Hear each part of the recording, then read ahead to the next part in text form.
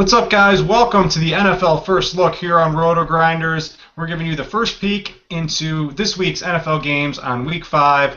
I am Britt Devine. I'm joined today by my co-host Chris Beer Makers Fan Prince, and Paul Bogslight Arrington. And we are sponsored by DraftKings. Very thankful to them. They're sponsoring all of the football shows this month on Roto Grinders here. Chris, first with you. How's it going, my man? I bet you're ready to talk about your Packers on this Thursday game. How'd you know? Yeah, nice bounce back performance. So good to see Aaron Rodgers told us all to relax. So that's what we did. So as you can see, I'm in a new locale. The general cave I do the shows in is under construction. So you get me live from the living room. So excited to talk Week 5, though. How you boys doing? Oh, we're doing good. Paul, let's get to you. I know you started working over at Fantasy Aces. We were talking before the show. I'm glad that's going good for you, man. How excited are you, though, for a chance to be a millionaire on DraftKings this week? Well, I'm very excited.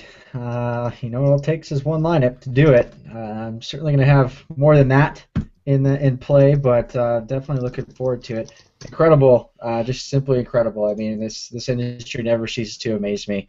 $27 prize pool.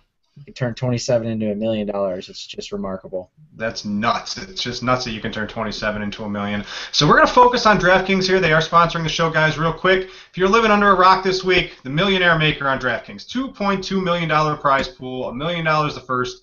Tons of people getting paid out, $27 buy-in. It's like a lotto ticket, but there is some skill involved this week. It's not just a lottery.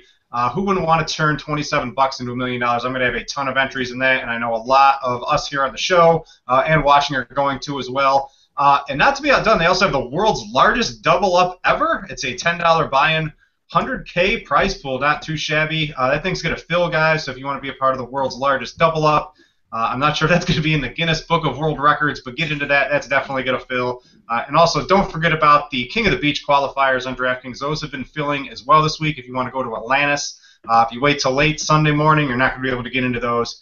So make sure to jump in those early. Let's jump right into the games here, guys. Only 2 teams on bye, so we got about an hour for the show. Let's jump right into beer. Minnesota at Green Bay. I think everyone is in play for this Green Bay offense, but I want your take on Eddie Lacy. Is he the next Trent Richardson? Come on, man. Really? I'm going to hit X here. I'm out of the show. There's my little red X in the corner.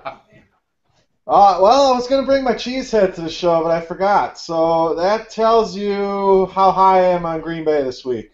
We've seen a lot of blowouts in Thursday Night Football. Tampa Bay got stomped by Atlanta.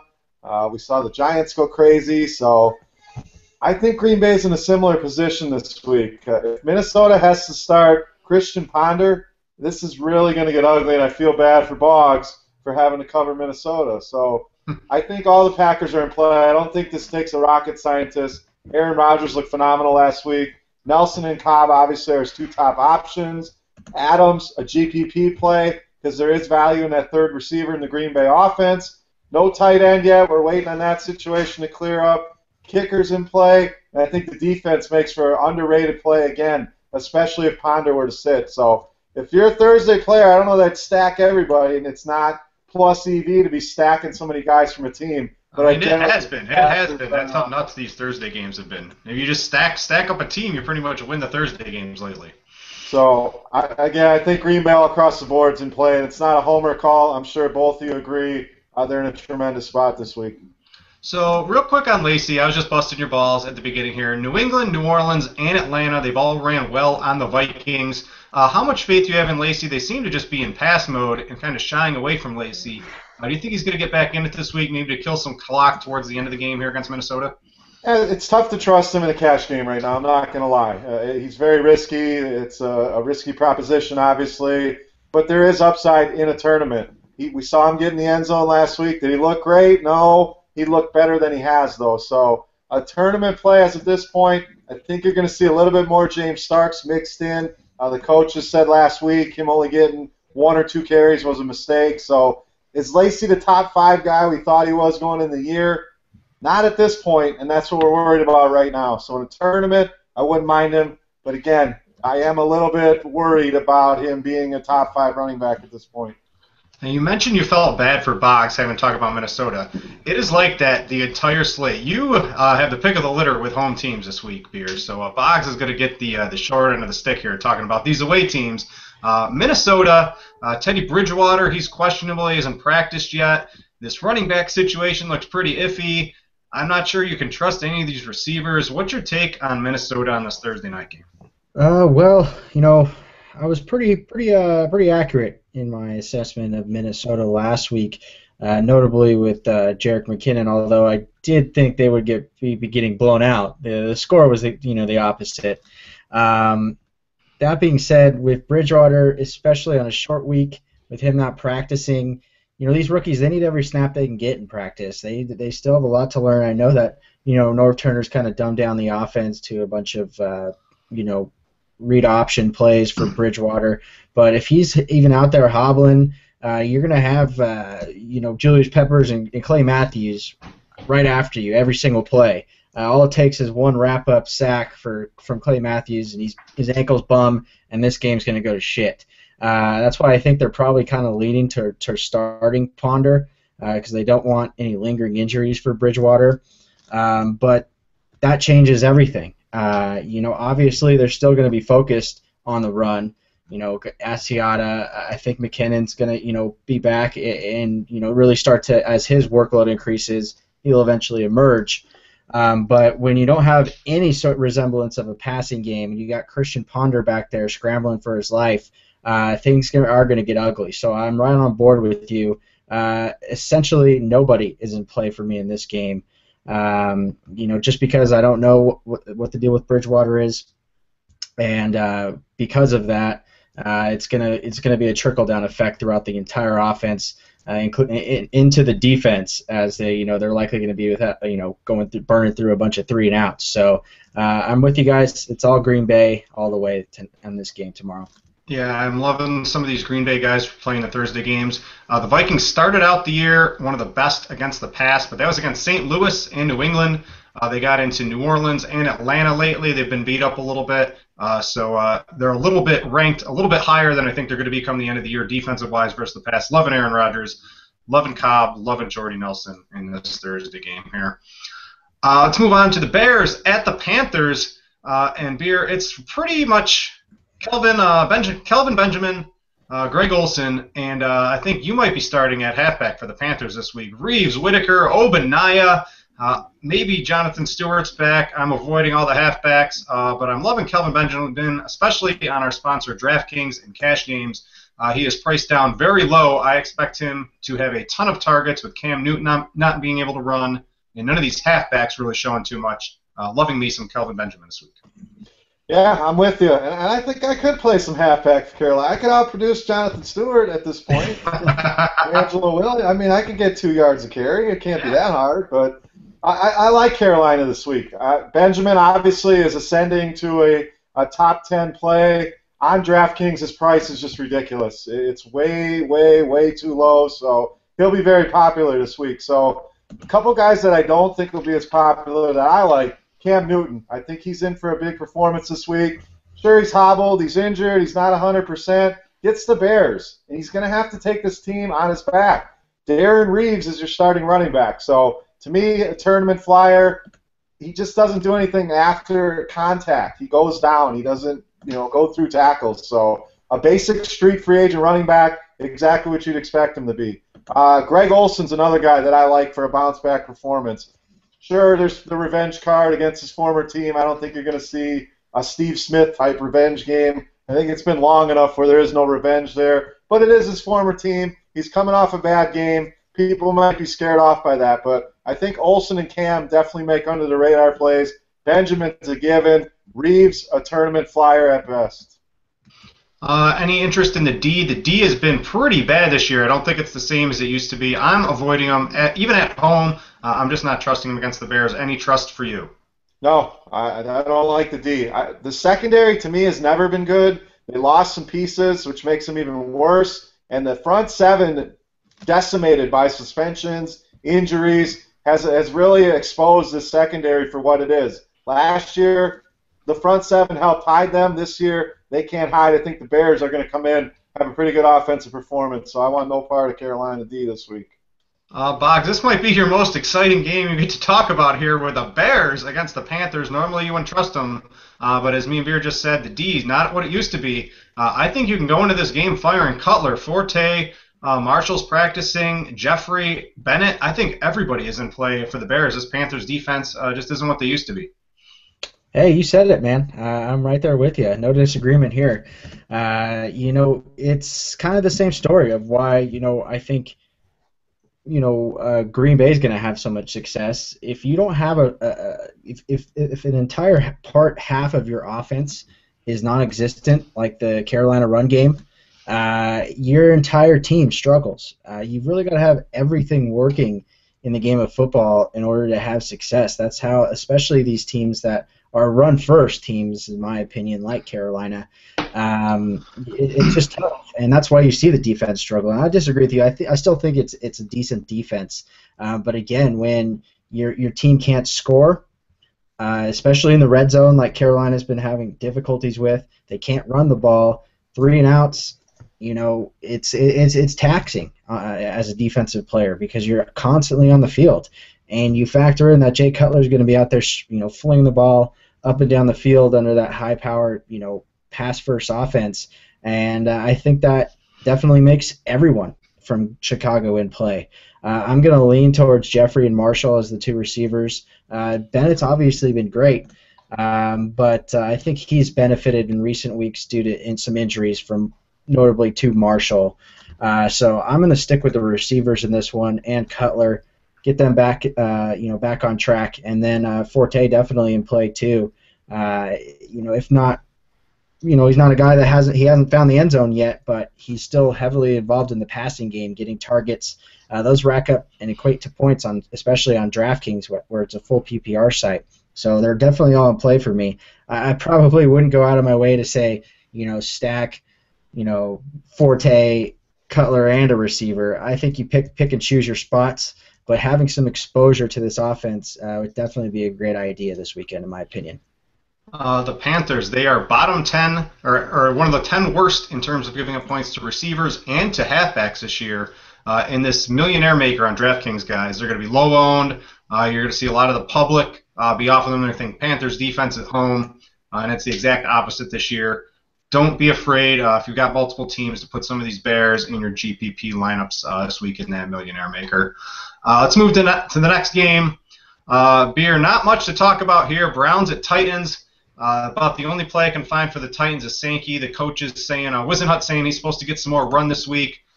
Maybe some of the wide receivers in a GPP if Jake Glocker's back. Maybe Delaney Walker, but outside of that, not much going on with the Titans. Yeah, Delaney Walker for me. He's been the only consistent option in this offense. Sankey, sure, he's getting more runs, so we like to see that. Is he going to get the full workload? I don't think we're at that point yet. So, to me, Delaney, this game screams 13-10, shootout, defensive struggle, not a shootout, but I don't think you're going to see a lot of points. If Locker is in there, how effective is he going to be? If it's Whitehurst, we saw that train last week. So, sure, Hunter, if you're sick of going back to that train, I know I am. I had big hopes for this kid, and the offense just has not clicked. So, Hunter and Wright, hard to trust them. Maybe the defense, but really, Delaney Walker's about the only guy I'd have any trust in this Tennessee lineup. Yeah, I was reading a stat today. Joe Hayden, you think he's his top corner. He's given up the 3rd best quarterback rating, which for Joe Hayden's very bad when he's thrown at. So he doesn't seem to be the shutdown corner that he usually is. Maybe there's something going on there. But maybe in a GPP, a long shot, if you want a Kendall Wright, a Justin Hunter or something, don't be afraid of going up against the Cleveland cornerbacks right now. I don't think they're that great. Let's go to the Cleveland side of this game, Boggs. Couple GPP plays I'm liking here, maybe even cash plays on our sponsor DraftKings. Some guy I'm eyeing very hard, Andrew Hawkins. He's 3,500 on DraftKings. Been a PPR. Nah, what did I say? PPR monster. A lot of P's, man. Since he's come to Cleveland. I don't mind him. Miles Austin as well. He's been, he's kind of resurrected himself in Cleveland. Cleveland can move the ball. Ben Tate's also coming back, expected to get the Lions carry the Sherrys. What's your take on this Browns team? I'm with you on Hawkins, especially at that price. It's just that's criminally low. So I'm all over him. He might find his way into who knows how many, plenty of my lineups. I think everyone there's pretty much on DraftKings for cash games. It might be the cash game scene is going to be everyone's going to have 3 or 4 of the same players, and then it's going to be 3 or 4 guys. And in the GPP, especially in this Millionaire Maker, the plays that are so heavily owned in the cash games are the players I'm going to be looking to fade. And we're getting into some of these guys like Rashad Jennings. He's not going to be on too many of my Millionaire Maker teams just because he's going to be 50 or 60% owned. So just keep that in mind, guys, when you're making lineups for this game. Yeah, and that's a good point. But Hawkins, for how consistent he's been with the softer pricing this week, there's a number of different options you can go at in terms of cheap wide receivers. So I'm not going to go out of my way and say that Hawkins is going to be. I mean, even in these 100K tournaments across the week, you don't even see guys like Jimmy Graham more than 20% owned. I know price is a big issue, and I do expect Hawkins to be highly owned, but at the same time, there's so many different players and so many different ways to go that I don't think you necessarily have to fade a guy like Hawkins if you think he's going to be high owned, because it's just not going to be, in my opinion. That being said, he is the only really option that I could probably trust at this point, especially with Ben Tate coming back. I'd love if they were able to say Ben Tate's going to be our guy. I know that Terrence West has now been demoted to third string, or at least practice-wise. But he's healthy, and you've also got Crowell waiting in the wings, so it's only a GPP play for me. If Tate was the only guy, I would love him, because Tennessee, they can get run on easily. They've got really small linebackers, not a great front seven in general, and I think that Cleveland's going to try and control this game on the clock. So I kind of agree with Beers in the sense that I don't think this is going to be that highly scoring game, especially since, really Cleveland's always been trying to establish the run in every game this season. The only time you'll see guys really go off like Hoyer with Hawkins or Miles Austin is when they're playing from behind. But either way, I think Tate's in play for a GPP. He's the guy I would go with of any of those running backs. And Jordan Cameron's intriguing to me this week. Starting to get healthy. I think that they're going to try and get him involved a little bit more than he has been. I think that at his price, he's a perfect GPP play, especially with so many different options in terms of cheap tight ends this week. He's a guy that might fly under the radar. Yeah, he's 4,400 on DraftKings. You didn't mention he's healthy. He's practicing in full. He's definitely going. He might even take some targets away from Hawkins. And they're going to Cameron. On DraftKings, it says Tennessee is the 21st against tight ends this year, so it looks like they can give it up to tight ends. And if he's healthy at 4,400, I think you're going to see people spending up or spending way down at tight end this week, and this mid-range is going to be kind of a dead zone. I don't mind that Cameron play at all, Boggs. Let's move to the Rams at Eagles. And Beer, this used to be, this would have been a game where you could kind of start everybody. And now I'm kind of questioning, can you trust these Eagles guys, McCoy, Macklin, Foles, in your cash games, or have they become GPP plays based on how bad that offensive line has been? McCoy, where are you? You're killing me, man. I don't know what is up with this team, but I expect a bounce back. I mean, this guy is the top running back in football. I'm sure now it's Murray, Bell, but coming into the year, he was the consensus top pick in any draft. Highest priced guy on any daily fantasy site. Now here we are. I thought he bounced back last week. What do you have, 2 yards? Yeah, it's horrible. I'm expecting a bounce back. I'm going back to the well again. I think he's too good. I think he's too important to this team for them to just say, oh, well, he's not any good. So there's rumors, is he hurt? He doesn't look hurt to me. He looks like he's just lost his confidence. He's trying to break everything out to the outside like he did in college, where before he was getting in there running between the tackles. So I think they're going to notice this. I think Chip Kelly, one of the best game planners out there, is going to game plan and get this guy more involved. So I'm willing to go back to the well on McCoy. The Rams, an okay run D, but we've seen some guys have some big games against them. So it's not a total avoid for me. The problem here is the receivers. We talk about this every week, whoever's breaking down Philadelphia. Sure, Macklin's the number one. Inconsistent. Jordan Matthews comes in big week, then does nothing. Riley Cooper's nothing more than a decoy at this point. Ertz looked great the first 2 weeks, has done nothing the last 2 weeks. Sproles looked good, now he's done nothing. So it's hard to trust any of these guys, especially in cash games. Any of them, even McCoy at this point, is not a cash game option for me. So I think Foles and McCoy, great tournament plays. If you can hit on the receiver, which one's it going to be? Obviously, Macklin's the number one. Ertz is cheap enough to take a shot. And I do like the defense this week. They've actually put up a lot of points. People forget special teams factor in the defense, so you get Darren Sproles involved. He returns one, adds some points. So I expect St. Louis to do okay in this game. I want to get Boggs' take on that, obviously, but I think the Philly defense could be sneaky. Not a lot of people looking at it. So you're right, no more than tournament plays to me, which is strange talking about the Eagles, and you can't find anybody to fit in your cash game. Yeah, I do like Macklin. He's 5,600 on DraftKings this week. I think he's going to be pretty heavily owned in this Millionaire Maker because he's just getting, I think he has something like 16 or 18 targets. He just had an insane amount of targets last week. It's just that Foles just can't seem to connect on these deep balls. If he gets to, he's throwing it deep to him. If he connects on one or two of those, man, you're looking at a big jump up in the standings with Macklin tonight at 5,600. So I don't mind him, especially in the Millionaire Maker. Boggs, let's get to the Rams here. And with Davis being announced the starter at 5,600 on DraftKings, you couple him with Brian Quick, and I think you have a great combo if you're putting multiple entries into this Millionaire Maker on DraftKings. Absolutely. I'm going to disagree with Beers a little bit. I'm not sold on this Philly defense, and I'm actually going to disagree with both of you a bit. I think that part of the reason, they start off the game, a little slow, this Chip Kelly offense, but last week, especially last week, that was an anomaly. The Philly defense, they scored 3 touchdowns and special teams. It seemed like I watched the first half of that game and didn't even see Nick Foles once. This offense needs rhythm. It needs reps each and every game to really kind of get going. Really because I think it's so complicated, I really think part of it is predicated on, just tiring out the other defense.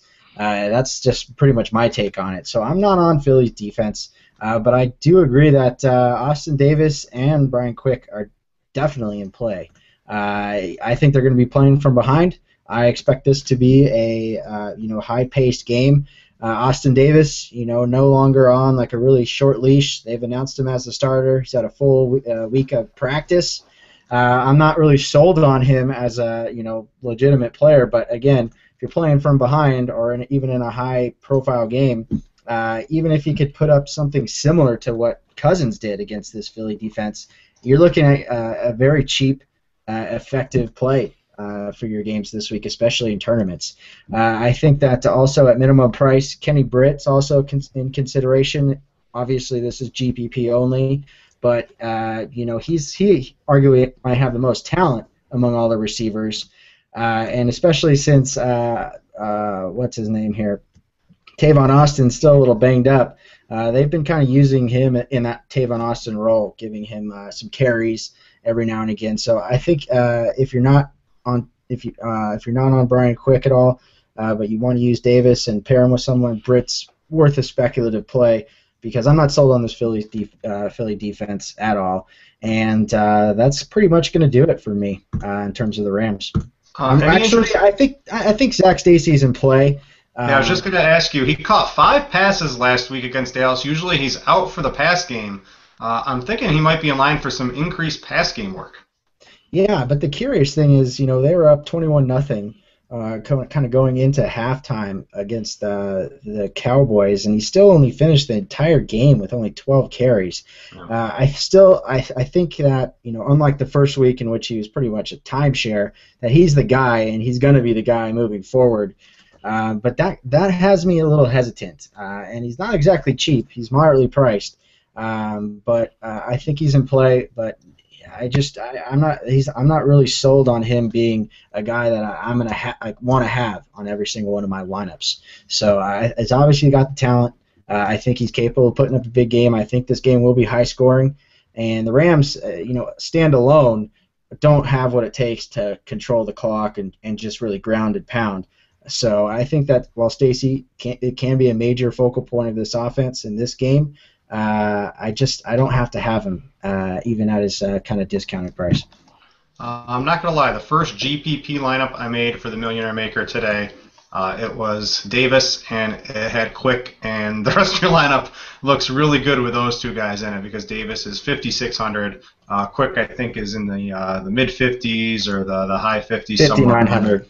Yeah, I'm loving that combo over there. Any interest in maybe Cook as a GPP play going, moving away from Quick and maybe to Jared Cook? He can produce, once or twice a season. He has these big games. It might be this game. Any interest there? No, especially since we were all over Cook when they played against Dallas, and they even factored in Lance Kendricks into that game. So I'm not going to go that route this week. I think that there are probably 5 or 6 other minimum price tight ends that I would consider over Cook this week. Let's go to Falcons at Giants. Veer the Giants, Eli Manning. I'm hearing a lot of talk. Is he safe for cash games? Everyone's back aboard the Eli Manning train. And I just want to get into this real quick. I am not sold on Eli Manning as a cash game play this week. The Falcons cornerbacks, they're not that bad. They've only given up 3 touchdowns to receivers this year in 4 games, and you beat the Falcons in the run game. Rashad Jennings, he's so cheap on DraftKings, even on FanDuel. He is definitely going to be in every one of my cash game lineups on every site I play in this week. They've given up 8 rushing touchdowns. What's your take on Eli Manning, and are you sold on him? I'm sold on a tournament play. I think the only person that would feel good about Eli in a cash game is probably Archie, honestly. I mean, do you feel good about Eli Manning? Do you feel safe? Do you get that good, safe feeling when you plug him in there? No. Not this week. Right. He's been playing great. I mean, he's got 8 touchdowns the last 3 weeks. So the offense is starting to come around. It's a system that was used in Green Bay, the quick hitting, short passing, slants, screens, which will make Jennings very effective. That's why you see him good in the pass game. Jennings a no-brainer, like you said, especially on DraftKings, 5,500. He's probably the most. I don't care what his price is on any site. I'm paying it this week. Yeah, even on FanDuel at 72, a tremendous value. So I do love him a lot this week. One of my top running back plays of the week. I do like the upside for the Giants in a tournament, but again, Eli scares me in a cash game. There's safer plays that I'm willing to use more than Eli. But in a tournament, he's in play along with Cruz, Larry Donnell. I think he'll be more popular than you think just based on 3 touchdowns last week. Obviously, he can't match that production again, but his price has jumped up where I'm not sure I'll be all over Larry Donnell this week. I'll kind of let other people use him, so he may be a fade for me this week. But I do like the Cruz-Eli combo in a GPP. I think Ruben Randall also in play in a tournament, so they should have some success there. Jennings, obviously, the top play from the Giants this week. What's your take in the Millionaire Maker? So let's say you have 10 teams. I'm expecting Jennings to be 30, 40, maybe even a little higher percent on, even in this Millionaire Maker, just because his price is so low. If you have 10 teams, how many of them are going to have Jennings on it? For me, I like to split it up. I'm going half and half. Half of them are on my team, half he's off the team. So that way I have enough exposure. I also have enough teams without him in case he is more popular than we think. I think you're right on, though. I think his percentage, he should be the highest owned running back, in my opinion. So yeah, I like to go half and half if I'm going that many teams. Yeah, I'm calling it. He's going to be the highest owned player in the Millionaire Maker this week, no question. You did mention Larry Donnell with the price jump. I think that makes him a great GPP play in the Millionaire Maker. He is the 5th highest tight end on DraftKings at 5,700. Just to give you an example, Martellus Bennett, 6,000. Julius Thomas against Arizona, who was horrible against the tight end, 6,900. Olsen is $400 cheaper than Donnell this week. Because of the price jump in the Millionaire Maker, I think he's a good bet to maybe pay up for if you have a lot of entries in some of your entries. Don't overlook him just because of the price jump. He's going to be lesser owned because of that price jump. So I'm going to have some good Larry Donnell exposure in the Millionaire Maker, I believe. Any interest in this defense for the Giants? This Atlanta offensive line is absolutely horrific right now. I actually like the Giants' defense at home against Atlanta. They're 2,400, very cheap on DraftKings. Yeah, I think they could be sneaky, but I'm not a huge fan of the Giants' defense. So maybe it's just me, the bias in me, but they're too cheap to me. So I think they're going to be more popular than you think. I'm not really on the Giants this week. I think this is going to be a game. Going to see a lot of points. Roddy White came out and said, we're going to be in a lot of shootouts from here on in. So the team knows, hey, the defense sucks. We're going to have to score a lot of points to win. I think both teams hit the 30s this week. Let's go to the Atlanta side with Boggs. There's basically 3 plays for me in this game. There's Matt Ryan, and then there's Julio Jones, and there's Roddy White, and that's about it. I wouldn't mind pairing up, especially in the GPP, if you're using Matt Ryan. I don't think too many people are going to be on him on the road. He likes to perform a little bit better at home in the Dome, but you got to pair him up with Julio or Roddy, if not both of them, in the Millionaire Maker this week if you use them. Absolutely. I think that's a great point. I think you might see Matt Ryan be one of the lowest owned quarterbacks of the week this week. But really, aside from one game, he's been about as consistent as you could expect. I mean, over 22 fantasy points in every game but one, and then that was over 22 fantasy points in every game but one, and that was just a horrendous game, which I think you could chalk up as just a bad game overall from that team. So I think Matt Ryan to Julio, that's where I'm leaning. Obviously Roddy White's practically walked into the end zone on that touchdown last week, but for me, I'm gonna, if I'm playing Matt Ryan, I'm only going Julio Jones. The guy's simply uncoverable. I think that his floor is what you saw last week. Yeah, it's 6 for 62 or 82, and I expect him to get back in the end zone this week. I know that the Giants' defense, I kind of agree with Beers where they're just, especially from a fantasy perspective, they're not sexy by any means. I think they're underrated overall, though. But again, Julio Jones is, along with Calvin and some of these other guys, these big body receivers, he's probably going up against Prince Akamara. I don't know if I pronounced that right. You're close. But he's not a guy that's 6'1" cornerback like Richard Sherman or someone. So I think Julio with a size advantage is going to have a good day. So I don't necessarily think this game is going to be as high scoring as Spears thinks, but I think it's going to be a good game. I think it's going to be close, which is going to keep all the guys that you guys mentioned in play for the whole game. So for me, I'm only really liking Matty Ice and Julio Jones. Yeah, in cash games, would you rather roll them or some other guys this week? I'd probably go elsewhere, especially with, like we mentioned, the softer pricing. It's really not hard to go at any route. So they're not necessarily guys I have to have, but because I expect, especially Matt Ryan, to be very under-owned, I'm going to have a few teams with Matty Ice in there. Yeah, and in the Millionaire Maker, definitely going to have a Matty Ice Julio and a Matty Ice Roddy, maybe even a Matty Ice with both of them for sure, because I don't think they're going to be able to run it all. The passing game, that's where the Falcons are going to shine this week. Let's move to the next game, Bucks at Saints. Now, Drew Brees, Beer, every week me and you seem to talk about him.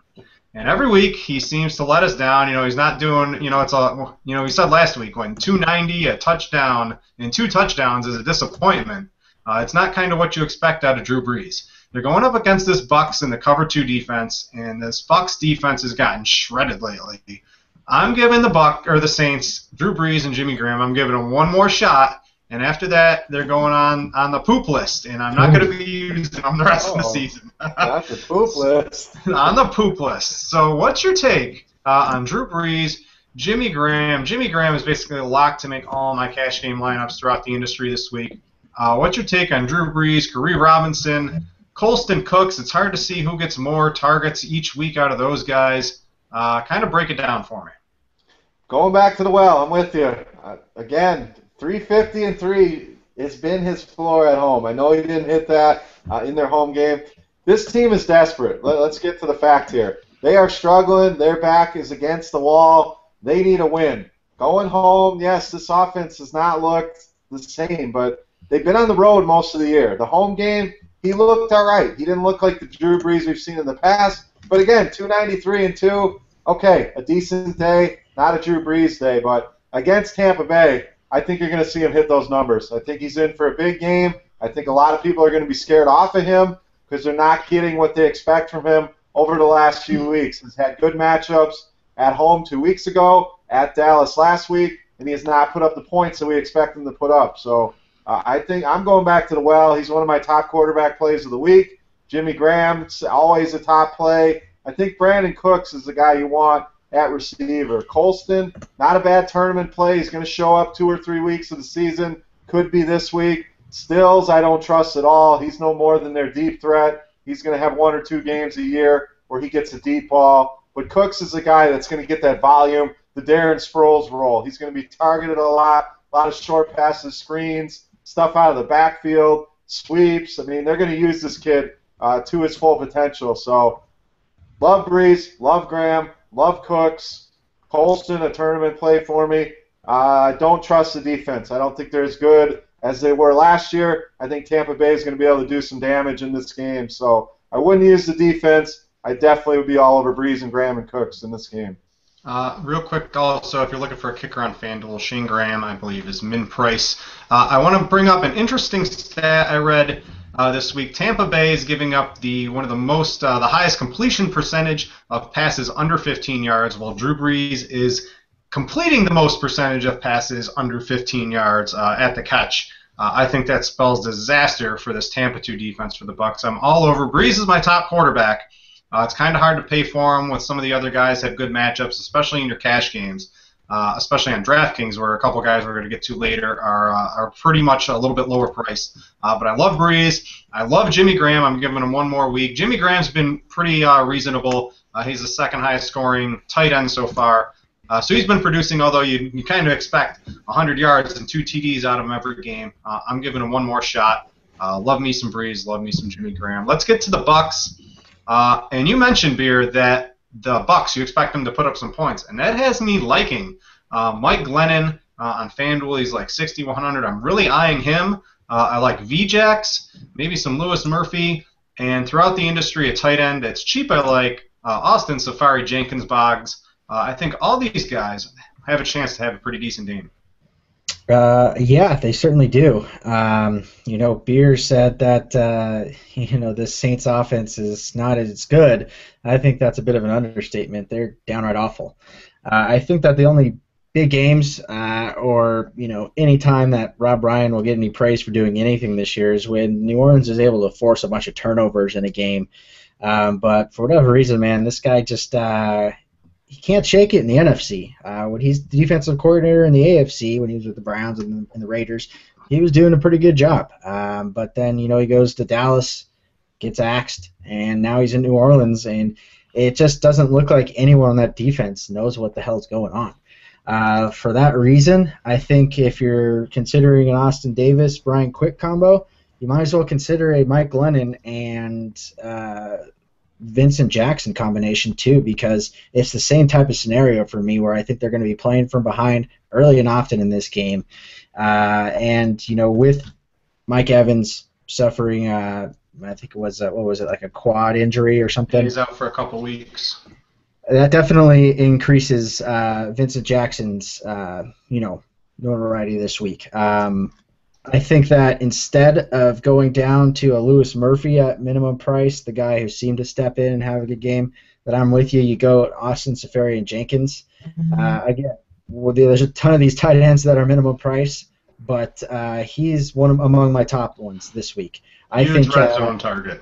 Yeah, I think you perhaps even consider fading him over Travis Kelce, who we'll get to here a little bit later, who's going to be the most highly owned player in the industry this week, in my opinion. But he's an interesting pivot because they're going to be throwing a ton, and Glennon shown that he's a little bit more capable than McCown, at least to the early part of the game, the season. Kind of let him back, but I really think that this game in general is going to be a blowout in favor of the Saints. That should lead to a lot of garbage time for Mike Glennon and Vincent Jackson. Love Austin Safari Jenkins. You mentioned 3K. We're going to get to Kelce in a little bit. I am not on the Kelce train at all this week. I mean, I'll have a lineup or two in the million game, but Kelce is not going to sniff my cash game lineup at tight end for $3,000 on DraftKings. I'm not going to be doing it, and we'll talk about why in a little bit. Let's get to the Texans at Cowboys here, Beer. The Cowboys, it's DeMarco Murray. It's Dez Bryant. I don't think I can use Tony Romo, Jason Witten, maybe Williams in a GPP. He has been catching those touchdowns. I'm not sure he can keep it up. What's your take on the Cowboys? Maybe even their defense. Is that Cowboys defense starting to come around?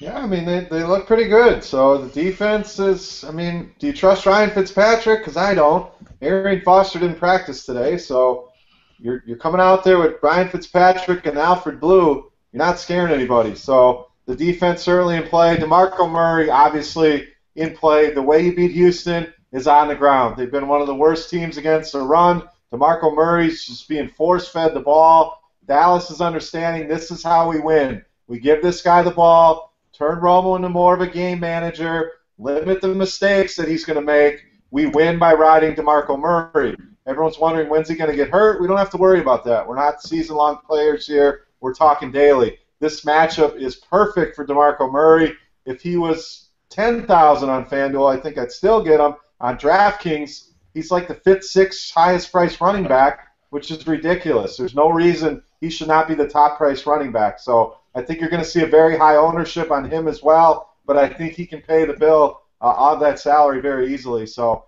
I'll be targeting him a ton. Not as high on Romo this week. I think they're just going to pound Murray, and I don't think you're going to see a high-flying attack from Dallas. So Dez is always in play for me. He's always going to get his numbers, but I temper expectations on Williams, Romo. Witten's been nothing more than a check-down guy this year, so Murray for me is the huge target here for Dallas. Yeah, all the DeMarco Murray, he's going to be very highly owned in this Millionaire Maker, guys. So I just want to, you're definitely going to want to have some exposure, but don't go too crazy. If he's 30, 35% owned, like I kind of expect, you're going to want to have a couple of lineups without him, as hard it is to make it without him. So just keep that in mind when you're making these millionaire lineups. Let's go to the Texans. There's not much going on. Foster, is he going to play? Is he not going to play? Alfred Blue, you won't know till game time. Foster sits. Maybe you can play Alfred Blue, but I expect the Texans to fall behind somewhat quickly in this game. I really like DeMarco Murray in this Cowboys offense this week. Maybe take a look at Andre Hopkins or Andre Johnson. I'm liking Hopkins if I have to choose between those two. Who do you like on this Texans offense, Box?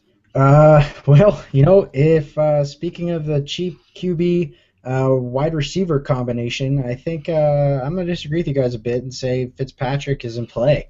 I'm not sold on this Dallas defense. I think that they've kind of been riding by the seat of DeMarco Murray's pants as he's been really kind of tearing it up on the ground, keeping the ball in play, and Romo being effective as no longer the guy where the spotlight's on him in the offense. So I think that the defense is still a very bad defense. I think Fitzpatrick, especially if Arian Foster's out, that you go with Fitzpatrick and Hopkins, and I will venture to say that if Arian Foster is out and is in fact out of this game, that DeAndre Hopkins is going to be my top receiver price play of the week. I like him more than Kelvin Benjamin. I like him more than any of the guys in that same $4,800, $4,900 price range, more than Golden Tate, because this guy scores touchdowns and has big play potential. Would love to see him get a few more targets, but again, Andre Johnson is involved. That makes Andre Johnson a contrarian play for me. He's still up there in price. I think a lot of people will see Hopkins get those wide eyes and immediately go that route, but don't sleep on Andre Johnson because he's still very capable. And then I also think among those 3K tight ends that Garrett Graham's in play as well, going against Dallas, who's been the worst against tight ends this season. Any interest in maybe the Texans D against the Cowboys? I'm not going there. What's your take on that? Well, you're not going to get an 80-yard interception return from J.J. Watt every week. And while, they've been a, relatively consistent source of points in terms of getting sacks with J.J. Watt out there, it's just it's a little too sketchy for me, because especially since Dallas has been putting up points pretty consistently. So, I'm not going that route with Houston on the road. But, hey, in a GPP, especially at that high price tag, they definitely have some potential if Romo, goes back to the Romo we all know. Next game, Bills at Lions. Beer, I want to point, I'm sure you know about this. Reggie Bush is kind of a guy who's sneaking up on my radar. Riddick and Joik Bell, they're both questionable at best right now to play this weekend. This could mean a Lions share of the carries. See what I did there? A Lions share of the carries for Reggie Bush. Even though you don't beat the Bills by running, heavily involved in the passing game. I'm liking Reggie Bush if both Riddick and Bell sit out this week. You got to like Matt Stafford. You got to like Calvin Johnson as long as he seems to be doing a little bit better. Some of us got burned last week by those reports right before game time saying he was cutting good, and then he was basically a complete decoy. And you got to like Golden Tate, too. I'm liking this Lions team all around, including the defense this week. I like what you did with the word play there. Well done. I like Reggie Bush this week. I think he makes for a great play. I think people will avoid him because they see the numbers. You don't want to run against Buffalo. Well, Bush is a guy that's used in the passing game a lot as well. So I think he could be an option this week. I'm getting higher on him as the week goes. Obviously, if Bell sits, he makes for a great play this week. Highly involved in both the run and passing game. Calvin scares me. I don't know that he's healthy. We talked about this last week. He's banged up. We talked about it on Sirius. I tried to talk Dan into fading him. He didn't listen.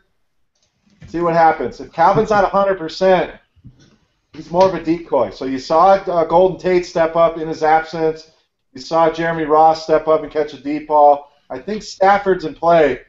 I would temper expectations on Calvin, though, until we know he's practicing 100% on Thursday, on Friday. Obviously, it's too early for us to know that, but that's what I would be keeping an eye on with Calvin Johnson. The sneaky play here, and I liked him last week. He paid himself off. Eric Ebron's starting to get more involved in this offense and is a guy they're going to have to use, especially in the red zone. If Calvin's not 100%, he's probably their best red zone weapon. Tate, more of a possession receiver, going to be used between the 20s. Ebron's the guy they may look to in the red zone. So he could be a sleeper tight end for you this week, along with the Detroit D we know is one of the best defenses in football. So don't be afraid to roll them out against old neckbeard Kyle Orton this week. Yeah, with Orton coming in to run this Bills offense, Boggs, I don't see a single play from this Bills offense that can make a cash game. You can't run on them, so that takes out C.J. Spiller and Fred Jackson. About the only play I see is maybe Watkins in the Millionaire Maker as a GPP play only. Yeah, but this is the first time I'm going to say fade the cheap QB to wide receiver combo. Very curious decision, especially coming out with that decision as early as they did. The Bills want to win now. They know E.J. Manuel isn't going to cut it. They're trying to win right now. I see why they're doing it. I'm just not sure it's going to work out. Fair enough, but why wouldn't you wait until Saturday to make that announcement? Who knows? I'm not the coach. I'm not Doug Marrone, but I'm not seeing anything in this game that excites me from the Buffalo Bills standpoint. Orton, he's going to come in there. It's not like he's going to just jump right in there and start slinging it. Even if they're behind, the Bills run the ball. That's what they do. And I don't think they're going to have success doing that this week. So I'm not on either Spiller nor Fred Jackson. I can't predict which one's going to emerge. It seems more like a hot hand situation, even though none of them have really been that hot. I'm not going the Sammy Watkins route because of how few times per game they throw the ball. I'm not going to go Scott Chandler. I think that he has some, perhaps a touchdown upside, but he's not a guy that's going to win you a GPP, get 5 catches, close to 100 yards, and a touchdown. So not liking anything on the Buffalo Bills side, but I will say that Stafford, it looks like Calvin, at least according to the Lions website, is starting to feel a little bit better. This is a guy that has burned me 2 weeks in a row. Lost a lot of money. Rostered Calvin Johnson. Faded him across the board last week, and then last second snuck him into a few lineups and ended up killing me. But either way, if he's healthy out there, I agree with you guys. He's definitely in play. So is Golden Tate. And I don't like Ebron as much on DraftKings. I think he's got a touchdown in him this week, but I think his ceiling, really, to be honest with you, is around the 3-4 max, 5-catch max mark. So I don't think he's a guy that's going to win you $1 million this week. Although I do like him, I think he's eventually going to become a rising star in this league. Yeah, we'll say if Calvin Johnson is looking pretty healthy, he's going to be a top pick of mine. And Golden Tate, He's always going to get you 4 or 5 receptions, 6 receptions, 80 yards, but it's going to be hard for him to sniff the end zone this whole year with Calvin Johnson, Ebron, Reggie Bush. Maybe a little easier this week with Joik Bell out of the way and no Riddick as well. Maybe he'll pay the way for Bush. But Tate, it's just going to be really hard for him to sniff the end zone unless he catches a ball 10 or 15 yards out, breaks a couple tackles. That's kind of what he does. He's just not the red zone threat compared to Calvin Johnson and Ebron. So just kind of temper your expectations for huge GPP upside from Golden Tate. But in double ups, 50-50s, love Tate, especially what his price has been throughout the industry this whole season. Next game, let's see what we got here, guys. We've got the Ravens at the Colts. And Beer, Andrew Luck. Is he your number? I mean, he's got to be your number one quarterback just with how consistent, how good he's been this year. He's just so expensive in your cash games. I'm not sure you can pay up for him. And outside of him, maybe Reggie Wayne, but everything else is just kind of too hard to pick who's going to hit on this Colts offense. Yeah, Luck's been phenomenal. I mean, 370 yards at least in 3 of the 4 games this year, at least 3 touchdowns in every game this year. So he's been great. I think he makes a great tournament play on sites where you got to pay up for him, like on a FanDuel, say, where you got to pay $10,000 to get Andrew Luck, where you can spend $9,800 and get Manning. You can go all the way down to $9,100 and get Breeze or Rivers at $89. I think that makes Luck a tremendous tournament play. Like you said, cash games, I think there's better plays. I think you can save a little bit. But he's certainly been probably the top fantasy quarterback this year. No question. And I don't even think it's an argument. So the rest of the team is tough. I like Bradshaw over Richardson. Bradshaw's more involved and the better player, the cheaper player. So that one's easy. The receivers, if you want consistency, a cash game play would be Reggie Wayne. If you want the upside, the big play, obviously, is T.Y. Hilton. I wouldn't use Nix or Moncrief at this point. Tight ends is tough to predict. Is it Allen? Is it Fleener? Too unpredictable for me to really use either one. I think they both eat into each other's value. So it's Luck, it's Bradshaw. Wayne in a cash game, okay. Hilton in the GPP. The defense has been okay. I'm not as high on them this week. Yeah, against this Ravens team, the Ravens have been putting up some points. That's going to bring me to you, Boggs. Joe Flacco, maybe. Steve Smith, he's over this revenge game. I think he's going to be pissed off the whole season about that Carolina team. I like him. His price is starting to come up a little bit. He's pretty reasonable on DraftKings, though. Outside of Steve Smith, you can't convince me to take Joe Flacco. They've got 3 halfbacks. I'm going to avoid that situation. The tight end, not sure I can go there. I mean, on this Ravens team, it's Steve Smith, and that's it for me. Well, I mean, first of all, when is Steve Smith not pissed? The guy just, wakes up in the morning and, just hates the world. But I respect the hell out of him. He's a gamer, 35 years old, still getting it done. Incredible week last week. But I'm going to disagree with you almost completely. I think this game is your highest scoring game of the week. I think both quarterbacks are well in play. You look at what Flacco has been doing. He's throwing the ball, and that equals big points. I mean, obviously, big game against Carolina last week. We mentioned Carolina defense, why they're struggling. But Indianapolis hasn't played anyone really that great. I know that they played Philadelphia. They changed their entire scheme and offensive game plan around that. I know they played Denver too. Those are the 2 games that they struggled. Since then, they played Jacksonville and Tennessee. And if you want to beat this team, you beat it by the air. So I think that what you're going to continue to see, and it's more strategy than anything, is these AFC teams especially, they're going to put their best cornerback on Torrey Smith. They want Steve Smith getting every single one of these catches so he breaks down later in the season come playoff time. I'm serious. So I think Steve Smith, again, is the guy you target until he gets hurt because Torrey Smith, he's likely going to be going up against Vontae Davis. Tough matchup for him. But I think that Flacco is definitely in play. And I'll also disagree with you. Justin Forsett is the guy in that running plan. Bernard Pierce didn't even get a carry last week, and Talaferio, yeah, he's in play. But I think that Forsett, with his ability, especially the passing game, is a guy that is going to get the carries moving forward. Don't necessarily love him this week, but I wouldn't rule him out completely because he's got big game potential, and I'm not sold on this Indianapolis defense. And I also think that Owen Daniels is in play too at his cheap price. Not a lot of people are going to be on him again because of all these cheap tight ends. So I'm liking a lot from this game. Except the defenses. And you can flip really quickly. You can flip to the Ravens side. They haven't faced a quarterback in the caliber of Andrew Luck. At least, a lot of people don't think Luck is that great of a quarterback. But I disagree with them wholeheartedly, and he's a guy that can put up points. You look at who they've played. They played Andy Dalton, Ben Roethlisberger, Brian Hoyer, and Cam Newton with that offensive line last week. So I think both defenses are going to be tested. I know that Pep Hamilton is probably the only thing that could slow this game down, the offensive coordinator for Indianapolis, if he decides to run the ball. But with Baltimore being, fairly decent in stopping the run, I think this game turns into a shootout, and I think you see a lot of fantasy goodness from this game. Yeah, Andrew Luck.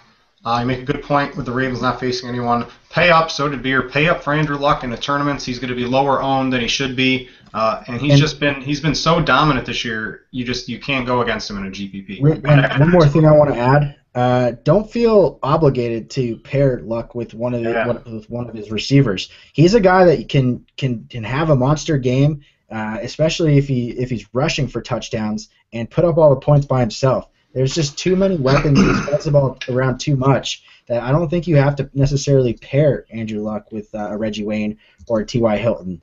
So don't feel obligated to do that this week. Yeah, I completely agree with you on that. Next game, Steelers at Jags. Now, normally the Jaguars, you wouldn't think there's not a lot of fantasy relevance here, Beer. But I think Blake Bortles, Allen Hurns, Allen Robinson, Hurns and Robinson especially, they're going to play every snap. With Lee and Shorts both out for this game, I am loving Allen Hurns, loving Allen Robinson, and I love Blake Bortles against this very beat-up Pittsburgh secondary. I agree. I am very high in Jacksonville this week. So, it might be the wet paint upstairs that's got me high in Jacksonville, but I'm high in Jacksonville. So I want to go back real quick. I'm glad Boggs brought that up with Andrew Luck. It's a great point. Any team like that, Indy, Philly, teams that spread the ball out, you don't need to pair that receiver because it's going to be hard to predict. If you predict wrong, you killed your Andrew Luck play because you played with Reggie Wayne. He's got 2 catches. So great point there. Something to keep in mind with those quarterbacks that have a lot of weapons. So I'm glad he brought that up. Back to Jacksonville, I agree. Bortles is cheap. He's a guy to me like Glennon. They're going to go down swinging. Like Derek Carr, they're going to throw the ball down the field. They're going to attack. Bortles brings the element of the run as well. They've been running some read option with him. Had a nice run last week. He's going to put up some numbers, so he's in play. I love Allen Robinson as the more consistent option. Hurns, to me, is more the big play option. So in a cash game, I have no problem with Robinson. I don't know that I trust Hurns in a cash game, but a tournament, he's great. If he didn't trip over the 10-yard line last week, he had another long touchdown. So we've seen his ceiling. We saw it in week 1 with 25 fantasy points, so we know that he can do it. The guy that I like and had a good week last week kind of... Don't say Clay Harbor. Get out of here. Yes. No, come on. Tell me why you don't like Clay Harbor. Let's start with that. I just think it's going to be Hurns and Robinson and not Clay Harbor.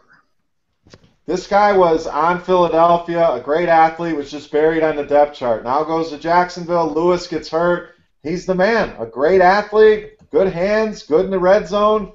They don't have anybody else to throw to besides the 2 receivers. So he's going to be involved. You saw him get targeted last week. I think he has another good game this week, and no one's going to have him. So, yes, Clay Harbor is in play for me. I think Jacksonville hangs in this game. I think they have the potential to even pull the upset in this game.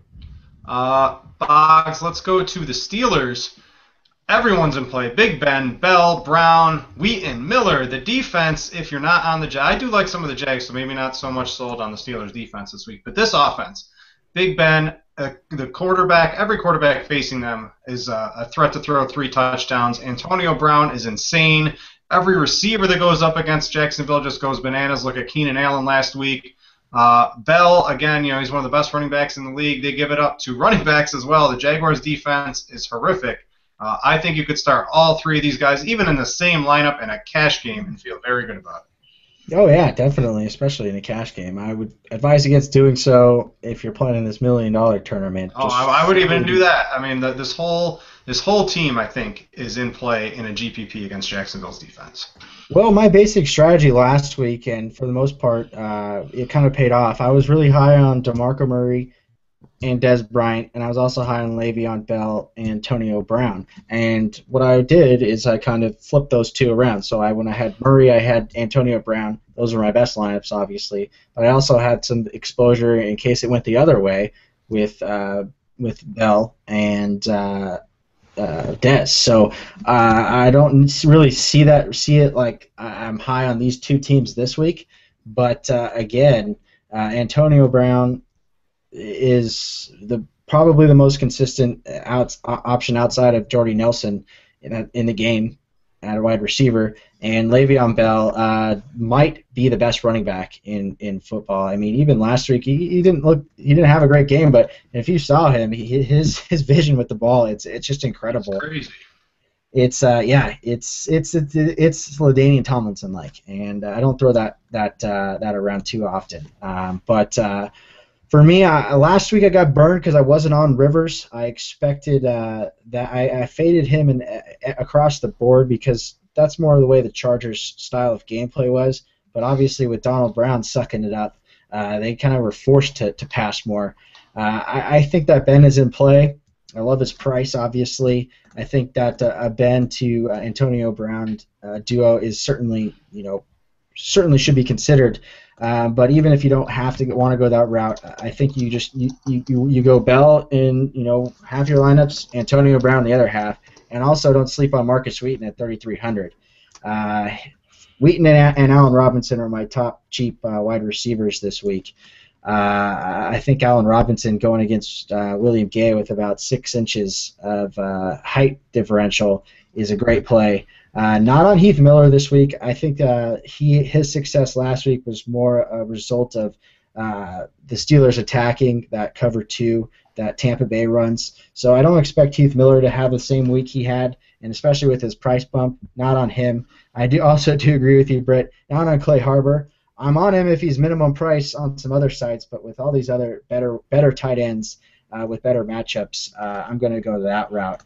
And not playing Steelers defense. Not sold on them. I think that Jacksonville could actually make this game close. So I think points are going to be scored in this game. But, yeah, definitely love Bell. Definitely love Brown. I personally wouldn't play them on the same team in a GPP, but I wouldn't hesitate to in a cash game. Just for you, Beer, I'm going to have one Clay Harbor lineup in the DraftKings game. So that's a tribute to you. If I win the $1 million, maybe I'll send you a couple bucks. How about that? Just send me the 6-pack beer. It'll be all good, man. Arizona at Denver. Beer, a lot of guys, it's all home teams all the time have the best matchups. I'm looking for Denver. I think every player on Denver is in play. Manning, Ball, maybe not so much Ball, all the receivers, the tight end, Julius Thomas especially against Arizona, who was horrific against the tight end last year, and I'm expecting them to kind of be very bad against the tight end against this year. Everyone from Denver is in play. Any more analysis needed? No, we're kind of running late, so Denver doesn't need analysis. Manning's the top 3 every week. Arizona's terrible against the tight ends. Julius Thomas, a great play this week, especially on a FanDuel in a tournament where Jimmy Graham is cheaper. More people will go to Graham. I would grab Thomas, and hopefully outproduces Graham. So a great tournament play there. I expect Demarius to bounce back. Emmanuel Sanders, very cheap on DraftKings, so he'll be popular this week. All the Broncos. I'm not a Monte Ball believer, though, so I know that he has his supporters. And I'm a University of Wisconsin fan. You think I'd like Ball? Just don't see him as the NFL running back.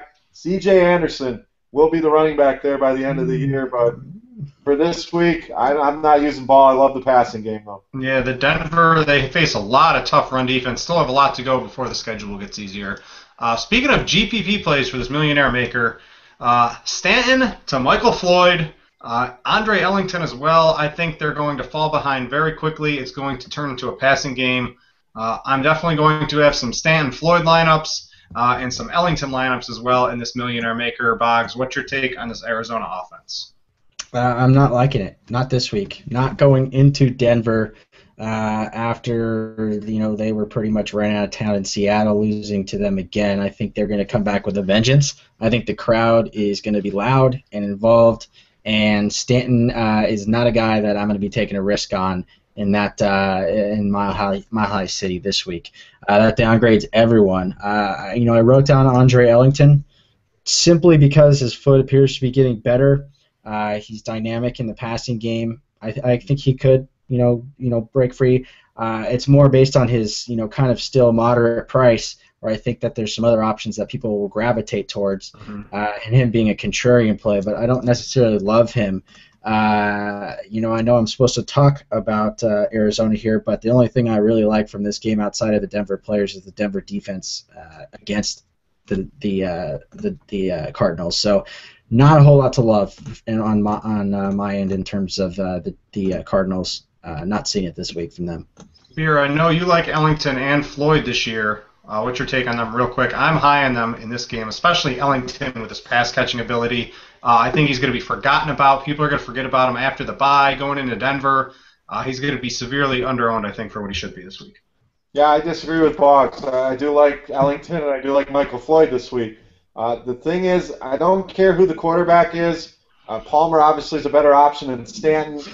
It's a Bruce Arians offense. They're going to throw the ball downfield more than anybody. So it's whatever you think of Stanton, doesn't matter. Again, he's a guy that's going to go down swinging. If they get down in this game, there could be some garbage points there. Michael Floyd, one of the most athletic receivers in the league. A lot of people are Aqib Talib, blah, blah, blah. I'll take Floyd in that matchup. So I think he is in play this week, and I agree. I think Ellington's kind of going to be on people's snooze list because he was on a bye week going into Denver. I like his prices this week, involved in the pass game and the run game, one of the top young running backs in the league. So I'm a little higher on the Arizona offense. I think those two guys definitely in play. I think Fitzgerald makes for a good tournament play because everybody's written them off. So those would be the three guys that I'm looking at from Arizona. Let's move to the KC at Niners game. The Niners, Kaepernick, he's been very consistent. The running kind of keeps him up even when he doesn't throw for a lot of touchdowns. Gore finally busted out and had a big game. Crabtree, he can get hurt at any moment. To me, he's kind of just GPP only right now. Vernon Davis as well, very touchdown dependent. What's your kind of take on this Niners offense this week? I think Gore's the play here, and I was wrong on Gore. I didn't expect that huge game last week. I thought they'd use more Carlos Hyde. Looks like they figured out, hey, we're a team that runs the ball and plays defense. We give Frank Gore the ball enough, we win. So I don't see why they go away from that. He looked phenomenal last week. So I think he's the way they want to go. Kaepernick brings a lot of upside to the table, but again, is it going to be Crabtree? Is it going to be Stevie Johnson? Is it going to be Bolden? He's one of them quarterbacks. It's tough to predict what receiver it's going to be. Take Vernon Davis out. I think I can trust Crabtree a little bit more, but Kaepernick's a guy I'm willing to roll out there without pairing him with the receiver. So he's in that same boat with Luck and Foles for me. But I think Gore is the guy you want here. I don't know that I trust the D. I think Kansas City feeling good about themselves. Jamal Charles is back, a two-headed monster at running back. I think the Chiefs can do enough to kind of deflate the value of the San Francisco defense, and they're still banged up. So Gore's the guy I'm targeting most in this game, mixing in some Kaepernick. I think the San Francisco D, they're finally starting to get it back together. They kind of shut down Philadelphia outside the crazy touchdowns Philadelphia. The offense didn't do much. At home against KC, I think they're going to be fired up to take out Alex Smith-Boggs. I am not buying in to Kelsey either. The Niners are extremely good against the tight end. I might have one lineup with him in the Millionaire Maker, but Kelsey is not sniffing my cash games, and he's not going to be a focus of my Millionaire Maker lineups. I think you might be with me on that. What's your take on KC offense? Well, just really quickly on Kelsey, do you know why that San Francisco is so effective versus the tight end? I do not know why. I was just reading the numbers, and they look very, very tough against the tight end. It's because of one Patrick Willis, who is going to be all over and up in Kelsey's grill this week. He's Kelsey coming from the Kansas City side. He's the only guy I wrote down. He's the only guy I can trust, but I can't trust him this week. I think it's a trap. I think that the Niners, while I don't think they're going to blow out Kansas City, I think that they're going to do what it takes to win this game, keep control, possession, not buying into what Dwayne Bowe did last week. Obviously a lot of that was hype. Kansas City, they usually show up, that loud crowd in Arrowhead Stadium. On the road, this team, I'm not buying into Charles, not buying into Niall Davis, not buying into anything that Kansas City's doing. So I think that, the players you mentioned in San Francisco are certainly in play. I think that defense is in play, but no one from Kansas City, at least at this point in time, be sniffing any of my lineups aside from maybe the one obligatory Kelsey lineup just in case. But I'm not seeing it this week. Yeah, Alex Smith had a little bit better weapons. Maybe I'd buy into a revenge game, but I think the Niners are going to be fired to kind of give it to them this week. I'm liking the Niners to win this, not in a blowout. I expect a low-scoring game, but I expect them to handle Kansas City in San Francisco very easily. Any interest in Jamaal Charles? I wouldn't mind Charles in a GPP, especially in the Millionaire Maker. It looks like he's back. The only reason Davis got a lot of carries last week is because it was a blowout. I think they're going to be heavily focused on Jamaal Charles this week. Any interest in him in the Millionaire Maker? No, to be quite honest with you. I think his kind of big game last week was a mirage of some sorts, because I think that Kansas City's offensive line is still terrible. And while San Francisco isn't the same defense we once knew, if there's one thing that Jim Harbaugh preaches, it's the fundamentals. They can tackle. They rarely miss tackles. So a team like that with a bunch of guys that are elusive don't really match up well versus San Francisco, in my opinion. I'm not on Jamaal Charles this week, and I don't really buy him looking forward either. Beer, real quick on Kelsey. Are you buying into the blowout performance last week, or are you going to be avoiding him? 3,000 on DraftKings, kind of hard. I'm going to let the public go with him, though, and I'm going to be fading him. Yeah, I mean, it's tough when he's minimum price. It kind of throws a wrench into things, but I wouldn't be so quick to crown San Francisco the king of the defenses against the tight end. They faced Jason Witten. Martellus Bennett had 7 catches and a tight end and a touchdown a week too. Then they faced whoever Arizona's rolling out these days. And last week was Zach Ertz, who's been struggling. So, sure, it's 4 weeks of data, but not very many good tight ends. So I like Patrick Willis as a player. I love Travis Kelce. So the 3K on DraftKings makes it tough. You know he's going to be popular, especially after the huge Monday night performance. I'm going to have him on a handful of teams just in case, but I wouldn't go with my half-and-half rule that I normally look to in this scenario. It's just way too cheap, though. But on FanDuel, I think he is in play. I think he's the best weapon they have in the passing game, so he's going to get his look. So San Francisco's good against the tight end. Again, I wouldn't make them the king of the world against the tight end, so I wouldn't write him off completely. He's a play on FanDuel. Tough to play him on DraftKings, though, at 3K. Yeah, I'll have some exposure. I'm not going to completely ignore him, but maybe 10% exposure instead of the 30 or so exposure I would have if he was facing a slightly worse team. I just don't like him this week. As good as that breakout he had against the Patriots was kind of tempering expectations this week.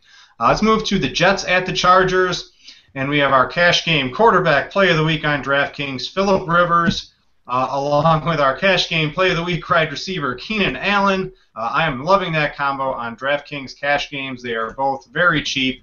The halfback situation, I'm not going anywhere near. You can't run on the Jets at all. The Chargers should just come into this game and not even attempt to run and just pass the entire game. I'm loving Phillip Rivers, loving Keenan Allen. Are you buying Eddie Royal or Malcolm Floyd at all either, Beer? Oh, Eddie Royal. Oh, man, don't get me started on Eddie Royal. But I agree on Rivers, 7K on DraftKings. I think he's your most popular quarterback this week, so I don't know how many lineups I'll have him in, but it's hard to ignore him at the same time because they are going to light this team up through the air. So I like his prospects. Love Keenan Allen this week, especially in a cash game at 10 catches last week. Eddie Royal's the question. I mean, he continues to do it, and people point to last year. He has force field around him where defenders just really exist. That's the only reason he seems to do good. Well, people like to point to last year, okay, he did this last year, and then he fell off. Well, he got hurt last year. Well, he's not hurt this year. Rivers obviously trusts him. he has a nose for the end zone on these long, deep passes. So I think he can still continue to play him. As the price goes up, he becomes a better tournament play for me because less people are going to use him. So there is that upside there. We've seen his 2-touchdown upside. Antonio Gates is the interesting case here. Been down a few weeks, but again, a guy we know can score the ball 2-3 times in a week. He's a great play this week on DraftKings. So the San Diego passing game's where you want to look. I'm not going anywhere near Donald Brown, not just because he burned me big last week, but because the Jets are one of the best run Ds out there. San Diego's going to kill him through the air this week. Boggs, real quick on your Chargers. Hit on them and the Jets. About the only play I can see in this game is on DraftKings, and that's Chris Ivory at 3,100. If you're not on the Chargers D, in PPR, it looks like the Jets are trusting him a little more. He has, I think, 10 targets in the past 2 games. Usually you don't think of that about Chris Ivory, but they're trusting him in passing situations, and they're throwing the ball to him, and I think they are going to fall behind very quickly going to the West Coast against San Diego.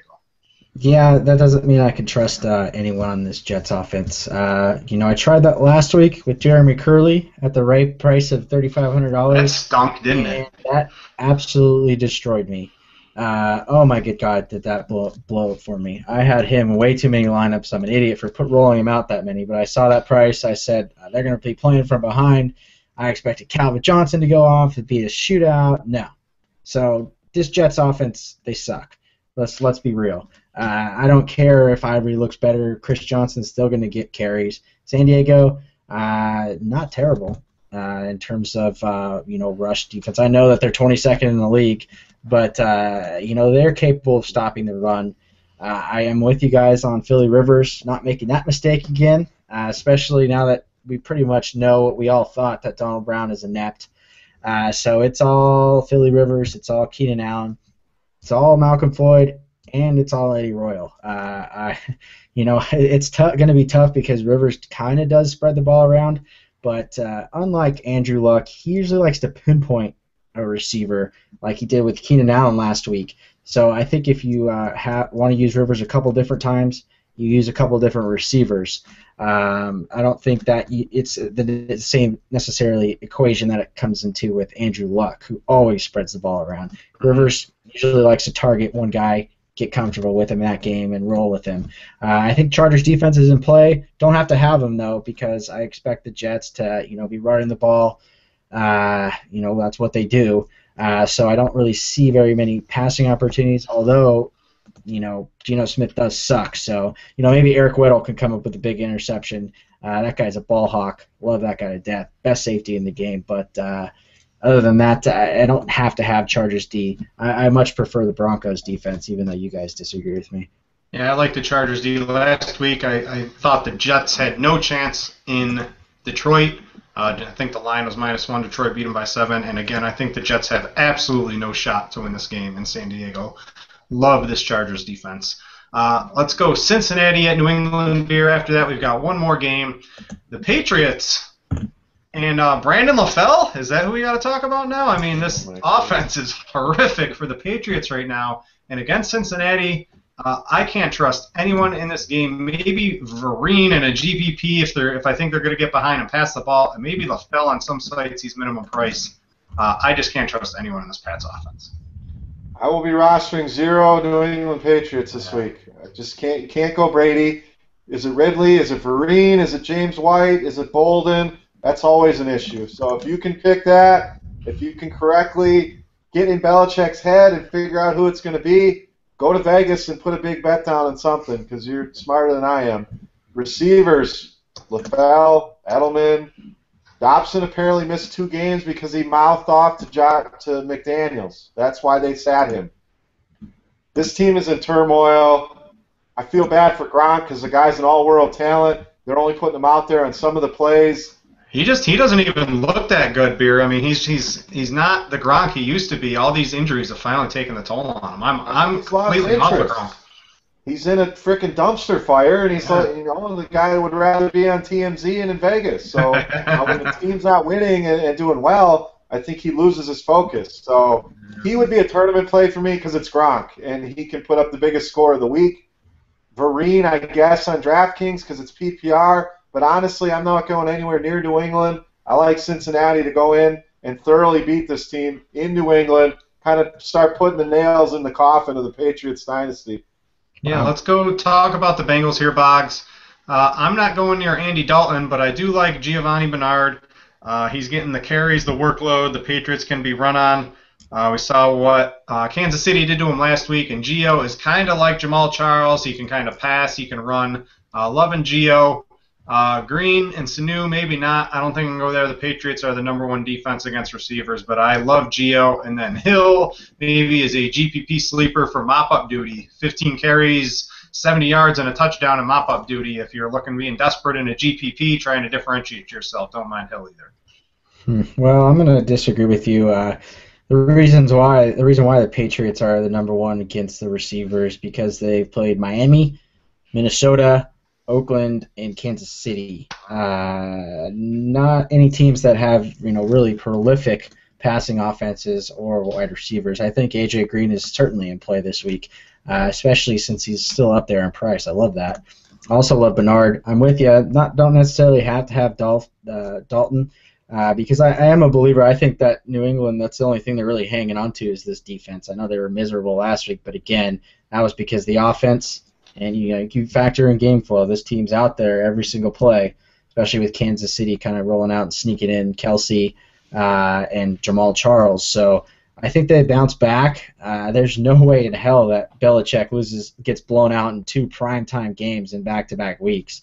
As much as I hate the guy, it just doesn't happen. He's going to get his team prepared. This entire game, I don't want to waste too much time, but revolves around Gronkowski. I think he's among my top tight ends this week. I think he's practicing in full for the first time. He's going to get the ball in this game. You better bet your ass he's going to get involved in this game. He's going to be up there in catches, which is good. He's going to be playing snaps because they cannot lose this game and let this division slip through their hands, which preseason looked like it was going to be the easiest thing they've ever done. So Gronkowski is definitely in play for me. I understand in a cash game if you're hesitant, but don't sleep on him in a GPP. Throw at least one team with him because he's a guy that at that position, especially if AJ or Jimmy Graham just doesn't show up, he's a guy that could really just come out of nowhere and be the guy that you're going to be sorry to fade. Aside from that, I'm not touching LaFell. I'm not buying that. And Julian Edelman, he's probably going to be he's not going to be going up against Pac-Man Jones. Looks like Edelman is who's he going to be going up against in that? He's going to be up against Terrence Newman, so he might struggle in that one. So don't have to have Edelman either. But not sniffing these running backs in New England, not sniffing anyone but Gronk. But I'm going to have some exposure to him because he's a guy that can definitely carry you over the top. Beer, last game of the night, Seattle at Washington. I'm not sure if there's much analysis needed for this Washington side. I am not touching anyone on this team against Seattle, even though on the road Seattle isn't the defense they usually are. But I'm just there's much better options out there this week. Yeah, it's tough to roster anyone from Washington this week. I mean, tournament, maybe Jackson, maybe Garcon. Hopefully they can pull up a big game and nobody will have them. Who the tight end will be is a question. Is Reed coming back? Is Paul healthy? Took a hell of a hit the other week, so I don't know that he'll be ready. Cousins looked awful. I would not trust him against the Seattle defense. So, yeah, I don't have much here for Washington. Again, if you want to take a flyer on a Garcon Jackson in this millionaire tournament, okay. Other than that, I can't trust Cousins. I can't trust Morris against Seattle. Tough to pull the trigger on any Redskins this week, to be honest. Let's talk about some guys you can trust, Boggs, and that's Russell Wilson. Very consistent, 2 touchdowns, 200 yards passing. He's going to get you 20 to 40 rushing yards. Almost every game you can just lock it in. And against this Washington defense, I mean, Eli Manning just lit him up, and Russell Wilson, I believe, is a much better quarterback than Eli Manning. I am loving Russell Wilson, especially in 50-50s and head-to-heads. Basically a lock from probably 20 points on your fantasy site. Also don't mind Percy Harvin. He is a little bit of a headache, but in PPR, I'm expecting them to pass the ball all over Washington, not run it with Lynch.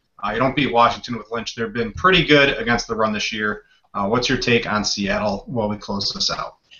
I'm with you. I do like Russell Wilson. He is even a better example, though, of taking the guy alone, not pairing him with anyone, because he is the epitome of spreading the ball around. That being said, you're absolutely right with the rushing yards and potential there. I do love him. I'm a little concerned that Seattle's going to dominate this game and have their way with this Washington team so handedly that the upside might not be there for Wilson. So I'm not going to necessarily force him into any lineups and GPPs, but if at that price point you're looking for a quarterback that's consistent in your cash games, sure, roll out Russell Wilson. Don't hate Marshawn Lynch. I know Washington has been stout versus the run. That makes it an interesting contrarian GPP play for me, especially kind of with Christine Michael not being involved yet and Robert Turbin not doing anything. And then the only other guy I would consider, if you want the ultimate pivot off Kelsey, is Luke Wilson. I mean, do you guys really buy Larry Donnell as a serious talent in this league, or is he just a guy that's given a situation and getting targets? Zach Miller's out for Seattle. Luke Wilson's in. We saw what Donnell did last week. I think that in one or two of my lineups, Luke Wilson might sneak his way in there, but not a guy I have to have. Just wanted to throw his name out there since he'll be starting this week. And I love Seattle defense this week. All right, guys, that's going to about do it here for the first look on Roto Grinders this week. There's going to be 4 more hours of football coverage. I believe Thursday's show, guys, a little programming note, instead of 7 o'clock, I think it's moved to 5:30. Don't quote me on that. Make sure to check Grinders Live tomorrow. This Wednesday show is going to be at 8 o'clock moving forward, and some of the other football shows are going to be moving up to 5:30 for the next couple of weeks. So keep your eye on that. Beer and Boggs, anything you guys want to say before we head on out of here? Go ahead, Boggs. All right. No, I've got nothing, man. It's a good show. Good working with you guys, and good luck this week, Grinders. Hopefully, one of us, and if not us, one of you Grinders comes home with that $1 million first place prize. Yeah, if it's not us, hopefully one of you guys can win the $1 million and say, we listened to that first look on Wednesday, and they really swayed me to play XYZ player. Maybe we can get some raises for us on the show. Ray Harbor is going to win some $1 million. All right, guys, for my co-host, Beer Makers fan Chris Prince, and Boggs Light Paul Arrington, I'm Britt Devine. Thanks for watching, guys, and hopefully one of us is going to be a millionaire next week. Peace. See ya.